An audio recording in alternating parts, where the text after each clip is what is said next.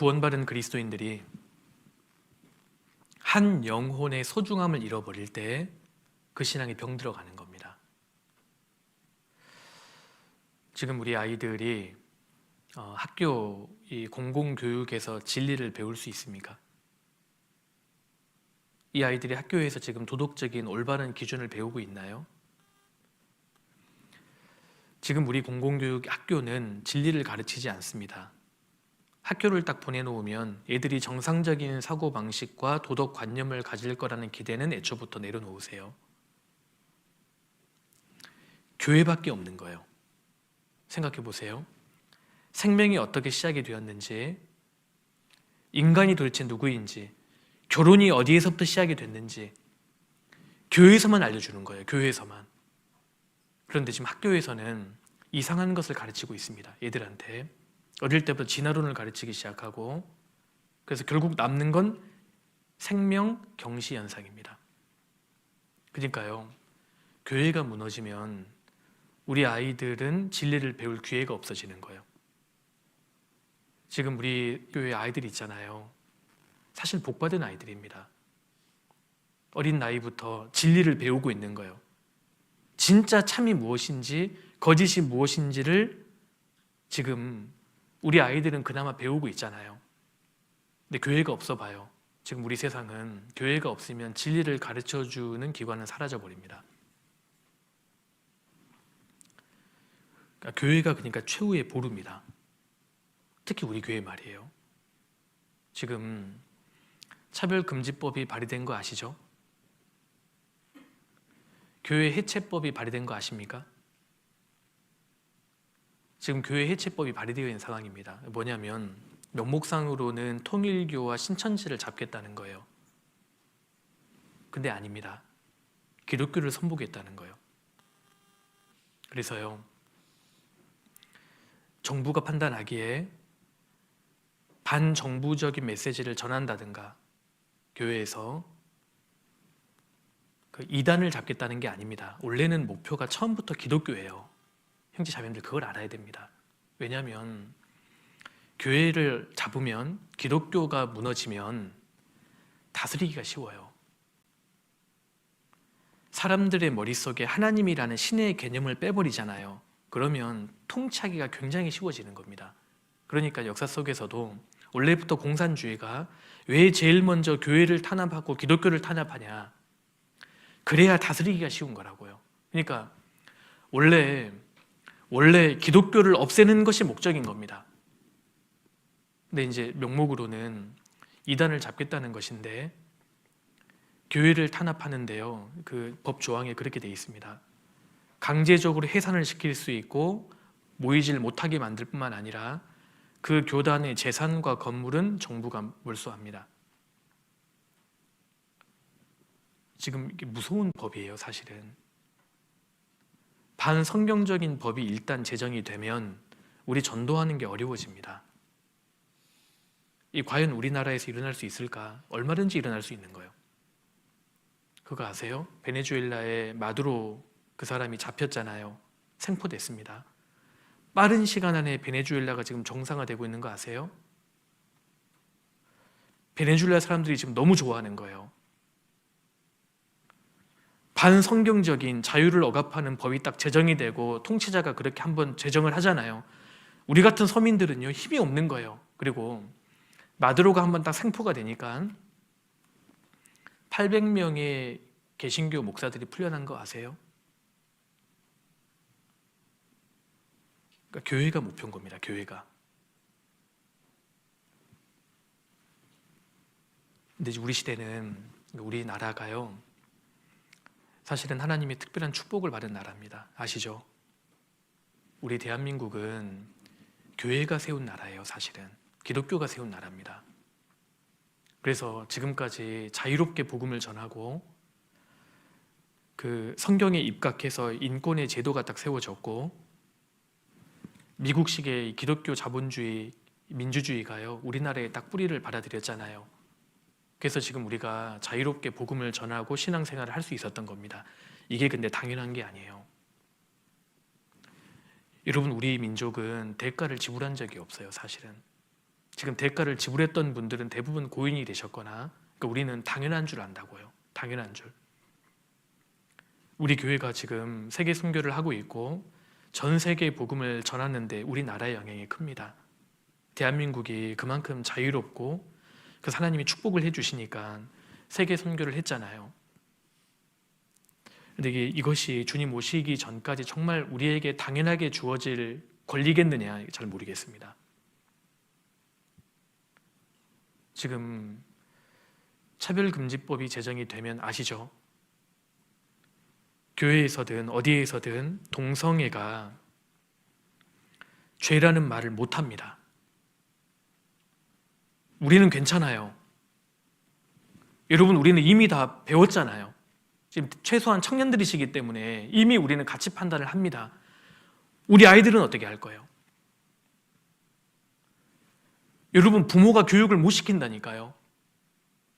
그리고 전도를 이제 어떻게 합니까? 전도를. 우리 교회에 대한 이제 안 좋은 그런 의식을 갖고 있는 사람들이 와서요, 목사님에게 의도적으로 질문합니다. 동성애가 나쁜 건가요? 그럼 이제 성경적으로 펴가지고 나쁘고 창조 질서를 부정한 거라고 얘기하면 그걸 녹음하는 거예요. 그걸 고발하면 개인을 상대로, 교회를 상대로 10억 소송할 수 있습니다. 그럼 교회가 진리를 전할 수 있어요? 그래서 유럽이 완전히 교회가 다 기독교가 무너져 버린 거예요. 여러분, 이 법을 추진하는 사람들은 오해하시면 안 됩니다.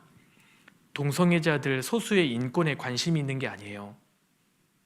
여러분, 지금 그것을 추진하는 이 국회의원들이 자기 자녀들이요, 동성 친구랑 결혼하겠다고 자기 자녀가 오면은 허락해 줄 것 같아요? 싫어한다고요. 근데 왜 그 법을 추진하는 줄 아세요? 동성애를 앞세우면 기독교가 무너지는 걸 아는 거예요. 동성애만큼 하나님의 창조 질서를 선명하게 부정하고 사람들 머릿속에 유물론적인 세계관을 심어주는 가장 정치 투쟁의 도구가 되는 겁니다.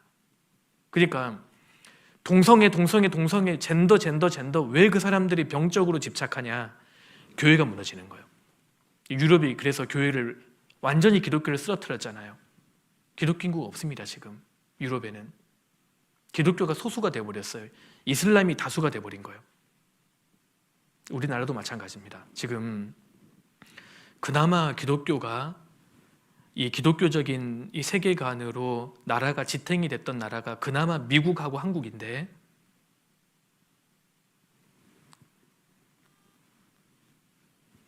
이 차별금지법 한번 통과되면 이제 교회가 무너지는 겁니다. 그럼 우리가 이제 앞으로 복음 전하는 게 정말 장애가 될 수밖에 없는 거예요. 지금 그게 발의가 되어 있다니까요. 여러분, 지금까지 발의됐던 법들은 다 통과됐어요. 이거는 정치 얘기가 아닙니다. 이건 우리 현실의 얘기인 거예요. 우리 자녀들의 얘기인 겁니다. 자녀들의. 그러니까 구원받은 그리스도인들이 지금 진짜 정신을 차려야 할 때인 거예요. 지금 우리 시대가 여기까지 와 있고 그 전과 후가 복음 전하는 게 달라집니다. 불법이 성함으로 많은 사람의 사랑이 식어진다 그랬잖아요. 지금 불법이 지금 계속 제정이 됩니다.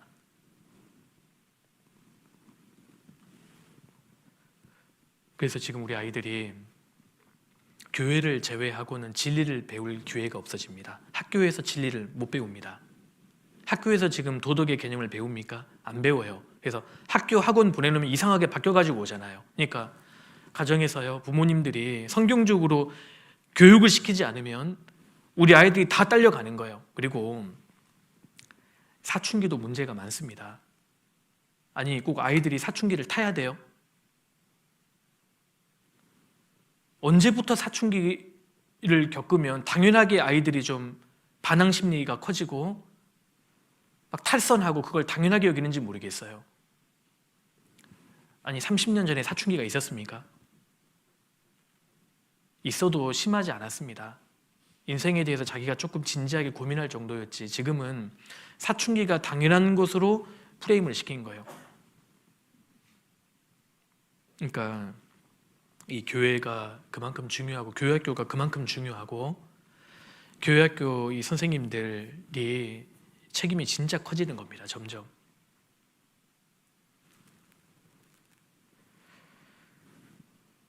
그래서 지금 이 시대의 모든 이 방향 자체가 눈에 보이는 물건, 사물이 중요하고 사람은 별로 중요하지 않은 것처럼 계속 몰아가는 겁니다.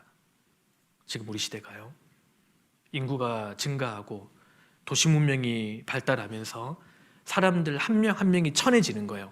그래서 한마디로 말하면 한 사람이 귀하지 않는 겁니다. 사람들이 많다 보니까 내 옆에 있는 내가 만난 한 사람 한 사람을 사람으로 대우하지 않는 경향이 짙어지는 거예요.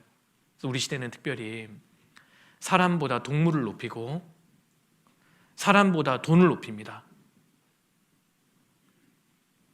사람을 물건 취급하고 그게 정상이 아닙니다. 그래서 이제 교회 가운데에서요, 특히 봉사를 맡은 우리 형제 자매님들은 가장 먼저 한 영혼이 얼마나 귀하냐, 한 사람, 그리고 그 한 아이 있잖아요. 앞으로 천지는 없어지지만 한 사람은 안 없어집니다. 사람 안에는 하나님의 형상대로 지음받은 존귀한 영혼이 있고, 그런데 예수님 당시에 바리새인들, 서기관, 율법사들은 한 영혼이 얼마나 귀한지에 대한 관념 자체가 없었던 거예요. 예수님 그걸 지적하신 겁니다. 왜 대답 못하냐 그 말입니다. 너희들이 하나님을 가까이 하고 하나님을 믿고 섬긴다고 하는 너희들이 하나님이 그토록 중요하게 여기는 이 한 사람을 왜 귀하게 여기지 않느냐? 안식일을 지키고 안 지키고가 뭐가 중요하냐? 주님 그 말씀 하시는 거거든요. 그래서 신앙생활에서요, 내 신앙이 진짜 정상이냐 아니면 병들었냐를 보기 위해서는 내가 지금 그 한 사람을 어떻게 대하고 있는가를 보면 됩니다. 내가 그 어린 한 영혼을 내가 어떻게 대하고 있느냐. 창세기부터 요한계시록까지 하나님이 한 사람을 얼마나 귀하게 여기시는가가 계속 강조되고 있는 겁니다. 내가 구원을 받았고 내가 주님을 가까이 따르는 사람이라면, 내가 진짜 하나님의 사람이라면 한 영혼을 귀하게 여겨야 됩니다. 사마리아의 6번째 남편과 살고 있는 사마리아 여인을 주님 만나러 굳이 거기로 가셨잖아요. 삭개오에게요, 너 내려와, 주님 그러지 않으셨습니다. 이름을 부르셨어요. 삭개오야 내려와라. 주님이 한 영혼을 얼마나 대우하시는지를 볼 수 있는 겁니다. 주님이 지금 이 시간에요, 왼쪽 분단에 계시는 저기 안경 쓰신 형제님 이렇게 부르는 게 아닙니다. 이름으로 부르시는 거예요. 이름으로. 주님이 내 이름을 아십니다. 그러니까 주님이 한 영혼을 얼마나 귀하게 여기시느냐. 평생 죄만 짓고요, 십자가 옆에 달려서 죽어가는 강도에게 오늘 네가 나와 함께 낙원에 있을 것이다. 그러니까 하나님은 한 명이 앉아있나 10명이 앉아있나 100명이 앉아있나 똑같이 보시는 거예요. 그러니까 제가요, 저도 개인적으로 마음속에 계속 일깨우려고 하는 것이, 내가 주님 앞에서 병들었는가 그렇지 않는가를 보기 위해서는 어느 교회를 가든 내 앞에 한 명이 앉아있든 10분이 앉아있든 1000명이 앉아있든 내가 동일한 마음으로 말씀을 증거하느냐, 여기에 달려있다고 생각합니다. 주님은 한 명이 있어도 지구상에 십자가 지고 오셨을 거예요. 한 사람이 있든 10사람이 있든 100사람이 있든 가치는 그대로인 겁니다. 가치가. 그런데 내게 그 어린 영혼이 내게 맡겨졌다. 이거는 진짜 엄청난 일이 되는 겁니다. 창세기부터 요한계시록까지 하나님 뭘 말씀하시냐? 하나님이 한 영혼을 귀하게 여기신다. 이걸 계속 말씀하고 있는 겁니다. 그래서 구원을 받고 그 사람의 신앙이 정상적인지 아닌지를 보기 위해서는 그가 한 영혼을 어떻게 대하는가를 보면 됩니다. 옆에 있는 사람들이 천하게 볼 수 있는 그 한 영혼을 정말 존귀하게 대하는 사람, 우리가요, 이 생명 경시 이 시대를 살면서 한 사람의 가치를 자주 잊어버립니다. 우리가 이걸 읽을 필요가 있습니다. 사람이 얼마나 귀하냐, 이걸요 우리가 계속 생각해야 됩니다. 그래서 이제 봉사를 맡은 우리 형제 자매님들, 또 청년의 형제 자매님들도 말할 것도 없고요. 한 영혼의 중요성이 굉장히 중요합니다. 카톨릭의 테레사 수녀 아시잖아요. 들어보셨죠? 물론 이제 구원받지 못한 정교인이긴 합니다만 그분이 참 인격적으로는 존경을 받는 사람입니다. 그 삶을 보면 참 훌륭한 사람이기는 해요. 옆에 있는 이제 극빈자들을 막 끝까지 돌보고 했잖아요. 근데 이제 그 수녀가 나중에는 이제 본인도 유명해지고 하니까요, 126개 나라에 이 자선 활동을 합니다. 그리고 이제 600개가 넘는 센터가 자기 이름으로 세워집니다. 그러니까 이제 거의 기업이 됐잖아요. 조직화가 됐는데 그때 이제 거의 말년에 이제 기자들이 와서 물었습니다. 앞으로 굉장한 조직을 운영하시게 될 텐데 마음가짐이 어떠십니까? 그때 그분이 이렇게 답했다고 해요. 제가 좀 읽어드릴게요. 저의 임무가 대중을 돌보는 것이라고 생각해 본 적은 전혀 없습니다. 저는 한 개인을 돌보고 있습니다. 저는 한 번에 한 사람밖에 사랑할 줄 모릅니다. 저는 한 번에 한 사람밖에 거둘 줄 모릅니다. 그러니까 거대한 조직을 운영하든 말든 나는 변함없이 앞에 있는 한 사람에 집중하겠다. 그러니까 단 한 사람. 우리가 이 마음을 좀 가질 필요가 있습니다. 그래서 우리가 신앙생활을 할 때 사람의 영혼이 얼마나 귀하냐, 주님 이걸 말씀하신 겁니다.